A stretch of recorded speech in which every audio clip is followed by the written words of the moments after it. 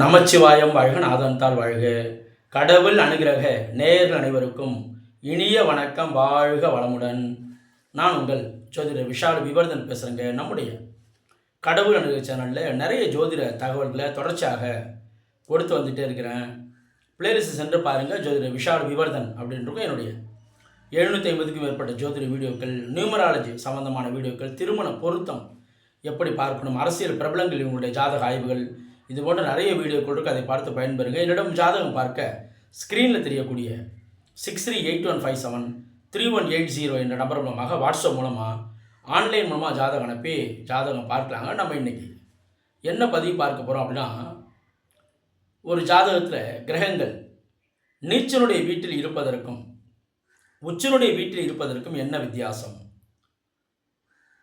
அதாவது பொதுவாக ஒரு ஜாதகத்தை நம்ம பார்க்கும்போது அந்த ஜாதகத்தில் கிரகம் தசை நடத்த போகுது அப்படின்னா, இந்த தசை முடிஞ்சு இன்னொரு கிரகத்தினுடைய தசை ஆரம்பிக்குது, அல்லது இந்த கிரகம் தசை நடத்திட்டு இருக்கு. அப்போ அந்த கிரகத்தினுடைய அமைப்பு எவ்வாறு இருக்கின்றது அப்படின்னு எப்படி பார்ப்போம். அந்த கிரகம் ஸ்தான பலத்தோடு இருக்கின்றதா, சுபத்துவமாக இருக்கின்றதா, அல்லது பாவத்துவமாக இருக்கின்றதா, பாவர்களுடைய சேர்க்கையிலோ அல்லது பார்வையிலோ இருக்கின்றதா, தன்னுடைய நண்பரோடு இணைந்திருக்கின்றதா, அல்லது பகை கிரகத்தோடு இணைந்திருக்கின்றதா, அந்த கிரகம் என்ன ஆதிபத்தியம் வைக்கின்றது, அந்த லக்னத்திற்கு என்னென்ன ஆதிபத்தியம் வைக்கின்றது, தன்னுடைய ஆதிபத்திய வீட்டோடு அது தொடர்பு கொண்டிருக்கின்றதா, அல்லது அந்த வீட்டிற்கு 6, 8, 12ஆம் இடத்தோடு தொடர்பு கொண்டிருக்கின்றதா, இது போன்ற விஷயங்கள்லாம் பார்ப்போம். இந்த அமைப்பில் அந்த கிரகத்தினுடைய பலன் என்னவாக இருக்கும் அப்படின்னு நம்ம சொல்லுவோம். இதில் கிரகங்கள் பொதுவாக வீடு கொடுத்தவன், அதாவது நீச்சனுடைய வீடு, உச்சனுடைய வீடு. பொதுவாகவே ஒரு கிரகம் நீச்சனுடைய வீட்டில் இருந்தாலே அந்த இடத்துல அந்த கிரகம் சற்று பலமிழக்குது என்று பொருள். இதில் இன்னொரு பாயிண்ட் வரும். சார், அந்த கிரகம் நீச்சனுடைய வீட்டில் இருந்தாலும் நீச்சனுக்கு வீடு கொடுத்தவன் பரிவர்த்தனை ஆயிருக்காரு, நீச்சனுக்கு வீடு கொடுத்தவன் பங்கம் ஆயிருக்கின்றார். நீச்சனுடைய வீடுன்னு நீங்கள் சொல்கிறீங்க. உதாரணத்திற்கு சுக்கிரன் இருக்கார். சுக்கிரன் இதில் இருக்கார், கன்னி வீட்டில் நீச்சமாக இருக்கார். அந்த இடத்துல, அதாவது சுக்கிரனுடைய வீடுன்னு சொல்லக்கூடிய துலாம் வீட்டில் சூரியன் இருக்கார். சூரியன் நீச்சம்தான். ஆனால் சூரியனுக்கு வீடு கொடுத்த சுக்கிரன் நீச்சம். சூரியனோடு புதன் இணைந்திருக்கின்றார். துலாம் ராசியில் சூரியனோடு புதன் இணைந்திருக்கின்றார். அதாவது கன்னி ராசியில் சுக்கிரன் இருக்கார். அப்படின்னா என்ன அர்த்தம்? சூரியனுக்கு வீடு கொடுத்த சுக்கிரன் நீச்சம் ப்ளஸ் பரிவர்த்தனை, அதாவது நீச்ச பங்கம். சூரியனுக்கு வீடு கொடுத்தோம் நீச்ச பங்கம். ஆனால் சூரியன் எந்த வீட்டில் இருக்கார்? நீச்சனுடைய வீட்டில் தான் இருக்கார். அதாவது சுக்கிரன் கண்ணியில் இருக்கார், சுக்கிரன் நீச்சமாக இருக்கார். ஆனால் அந்த சுக்கிரன் நீச்ச பங்காக இருக்கார். இதில் என்ன தசை நடக்குது, நடக்குதுன்னு நீங்கள் பார்க்கணும். சூரியனோட தசை நடக்குதுன்னு வச்சுக்கோங்க. உதாரணத்துக்கு தனுசு லக்னமாகவே இருக்கட்டும். இந்த இடத்துல சூரியனுக்கு வீடு கொடுத்த நீச்ச பங்கம் ஆகியிருந்தாலும் சூரியனுக்கு நீங்கள் தசை எடுக்கும்போது சூரியன் நீச்சனோட வீட்டில் இருக்கார். இதுதான் பாயிண்ட். அவர் நீச்ச பங்கம், அது வீடு கொடுத்த நீச்ச பங்கம் ஓகே தான். ஆனால் சூரியன் எங்கே இருக்கார்? நீச்சனுடைய வீட்டில் இருக்கார். அப்போ இந்த தனுசு லக்னத்திற்கு யோகாதிபதி என்று சொல்லக்கூடிய சூரிய தசை நடைமுறையில் வந்தாலும் அந்த சூரிய தசையினுடைய முழு பலன் கிடைப்பது அரிது. அதாவது நல்ல பலன், பெரிய கெடுபலன் விளையாது, பெரிய நல்ல பலன். ஏன்னா என்னென்றால் அந்த வீடு நீச்சனுடைய வீடு. நீச்சனுடைய வீட்டில் இருக்கக்கூடிய கிரகம் நீச்ச பங்கம் அப்படின்னு என்ன அர்த்தம்? வீடு கொடுத்த பரிவர்த்தனை இருக்கார். ஆனால் இந்த இடத்துல சூரியனோடு புதன் இணைந்திருக்கின்றார் என்ற அமைப்பில் ஒரு குருவோட பார்வை இருக்குன்னு வச்சுங்களேன். நீச்சனுடைய வீட்டில் இருந்தாலும், இப்போ நீச்சனுடைய வீட்டில் டைரெக்டாக அவர் இருந்து தசை நடத்துகிறாரு, சூரியன் தசை நடத்துகிறாரு. ஆனால் வீடு கொடுத்த நீச்ச பங்கம் தான். ஆனால் சூரியன் இந்த இடத்துல அதிகப்படியான சுபத்துவமாக இருக்காருன்னு வச்சுங்களேன். இந்த சூரிய தசை என்பது 100%க்கு 80-70% வரைக்கும் நல்ல பலனை தரும். ஆனால் நீச்சனுடைய வீட்டில் மட்டும் இருக்காருன்னா ஒரு 40%, 35% வரைக்குமே பலன் தரும். அதாவது அது சுபத்துவம் அடைந்தால் ஓரளவுக்கு நல்ல பலனை தரும். சுபத்துவம் இல்லை அப்படிங்கிற நிலையில் பெரிய நல்ல பலன் விளையாது. உச்சனுடைய வீட்டில் ஒரு கிரகம் நின்று தசை நடத்துவது என்பது ரொம்ப ரொம்ப நல்ல அமைப்பு. உச்சனுடைய வீடுனா இந்த பாவகிரகங்கள் உச்சமடைகின்றன. துலாமில் சனி உச்சம் அடைகிறாரு, மகரத்தில் செவ்வாய் உச்சம் பெறாரு. இது போன்ற வீடுகளில் கிரகம் அமர்துன்னு வச்சுக்கோங்க. உதாரணத்திற்கு மகரத்தில் செவ்வாய் உச்சம் பெறாரு. ஆனால் செவ்வாயோட வீடுகள்னு சொல்லக்கூடிய மேஷத்திலேயோ விருச்சகத்திலேயோ கிரகங்கள் உட்கார்ந்து தசை நடத்துது. அதாவது உச்சனுடைய வீட்டில் வீடு கொடுத்த அந்த உச்ச கிரகம் பாவ கிரகம் தான்.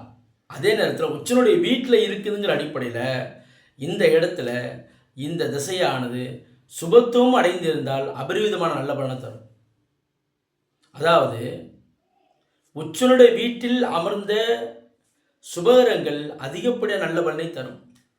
உச்சனுடைய வீட்டில் அமர்ந்த பாவகிரகங்கள் இல்லை பாவகிரகங்கள் இதில் அமரலாமா? அப்போ பாவகிரகங்கள் என்ன செய்யணும்னா தன்னுடைய ஆதிபத்தியத்தினுடைய கெடுபலனை குறைத்து செய்யும். ஏன்னா எந்த இடத்துல இருக்காரு? உச்சனுடைய வீட்டில் இருக்கார். அதனுடைய ஆதிபத்தியத்தினுடைய அந்த லக்கணத்திற்கு ஆதிபத்திய கெடுபலனாகவே இருக்கட்டும். உதாரணத்திற்கு கண்ணில் லக்கணத்திற்கு செவ்வாயோட தசை நடைமுறையில் வரட்டும். செவ்வாய் கும்பத்தில் இருக்காருன்னு வச்சுங்க. செவ்வாய் கும்பத்தில் இருக்கார். ஆனால் செவ்வாய்க்கு வீடு கொடுத்த சனி துலாமில் உச்சம். செவ்வாயோட தசை நடைமுறையில் வருது. கன்னி லக்கணத்துக்கு செவ்வாய் தசை நடைமுறையில் வருது. செவ்வாய்க்கு வீடு கொடுத்த உச்சம். ஆனால் செவ்வாய் நல்லவர் கிடையாது. உச்சனுடைய வீட்டில் இருக்காருங்கிற அடிப்படையில் தன்னுடைய ஆதிபத்திய பலன் அப்படின்னா அர்த்தம். அவருடைய 8ஆம் அதிபதி, அவருடைய 3ஆம் அதிபதி. 8ஆம் வீட்டுக்கும் அவர் எங்கே இருக்கார்? 11 தான் இருக்கார். 3ஆம் வீட்டுக்கு 4 இருக்கார். தன்னுடைய 2 வீடுகளுக்கும் கரெக்டாக தான் இருக்கார். அப்போ 2 வீட்டுடைய பலனை செய்வார். ஆனால் 8ஆம் வீட்டுக்கு 11 இருக்கிறதுனால இந்த இடத்துல தன்னுடைய ஆதிபத்தியத்தினுடைய பலனை வலுத்து செய்யணும், அதாவது கடுமையாக செய்யணும். ஆனால் உச்சனுடைய வீட்டில் இருப்பதால் அந்த கெடுபலனை குறைத்து செய்வார். அப்படின்னா செவ்வாய் தசை என்பது அவர் கடந்து வரக்கூடிய சில அதாவது மிகப்பெரிய துன்பம் இல்லாமல் சின்ன சின்ன கஷ்டங்களை அனுபவித்து கடந்து வரக்கூடிய தன்மைகளை கொடுப்பார். இதுவே அதே செவ்வாய் தசை நடத்துகிறாரு. அதே செவ்வாய் தசை நடத்துகிறாரு நீச்சனுடைய வீட்டில் நின்று தசை நடத்துகிறார். இந்த இடத்துல தான் இந்த செவ்வாய் தசை என்பது கடுமையான பாதிப்புகளை தரக்கூடிய அளவில் இருக்கும், லக்னாவுடைய வலுவை பொறுத்து. அப்போ நீங்கள் என்ன பாயிண்ட் எடுக்கணும்னா, ஒரு கிரகம் நீச்சனுடைய வீட்டில் இருப்பது நிச்சயமாக சரியில்லாத அமைப்பு தான். என்னதான் அந்த கிரகம் பாவகிரகமாக இருந்தாலும் அது உச்சனுடைய வீட்டில் இருப்பது ஒரு நல்ல அமைப்பு தான். நீச்சனுடைய வீட்டில் நின்று தசை நடத்தக்கூடிய சுபகிரகம் அந்த லக்னத்திற்கு யோகாதிபதி சுபகரமாகவும் இருக்கார், நல்லாவும் இருக்கார். ஆனால் நீச்சனுடைய வீட்டில் இருக்கார் அப்படின்னாலே அந்த இடத்துல முழு நல்ல பலனை அனுபவிக்க முடியாது. வீடு கொடுத்தான் பலம் இடத்தல்.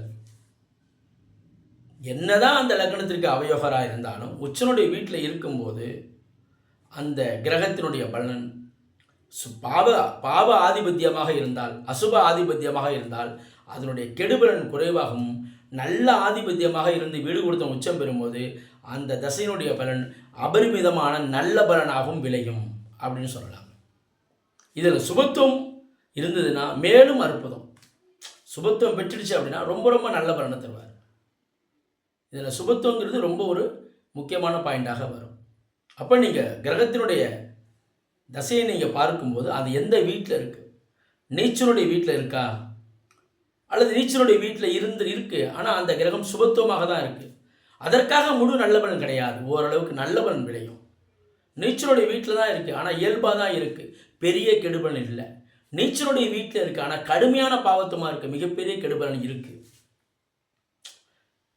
உச்சனுடைய வீட்டில் இருக்குது ஆனால் பாவத்துவமாக இருக்குது.